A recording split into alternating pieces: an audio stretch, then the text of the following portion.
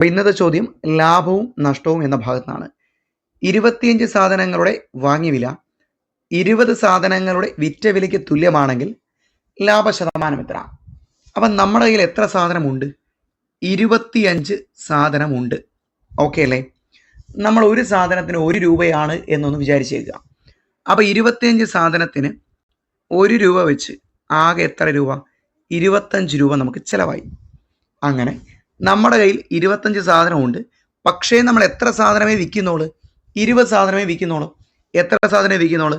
20 സാധനം. ഒരു സാധനത്തിന് എത്ര രൂപയാണ്? 1 രൂപയല്ലേ? അപ്പോൾ 20 സാധനത്തിൻ്റെ മുടക്കുമുതൽ എന്ന് പറയുന്നത് 20 ഗുണം 1 20. നമുക്ക് ഉത്തരത്തിലേക്ക് എത്താൻ സാധിച്ചു. അതായത് 20 രൂപ മുടക്കുമുതലുള്ള സാധനം എത്ര രൂപയ്ക്ക് വിറ്റ്?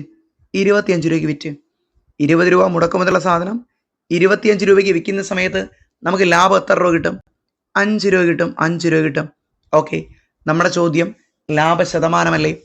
ലാഭശതമാനം കാണാൻ ലാഭം ബൈ വാങ്ങിയ വില അല്ലെങ്കിൽ മുടക്കുമുതൽ അതെത്ര? 20.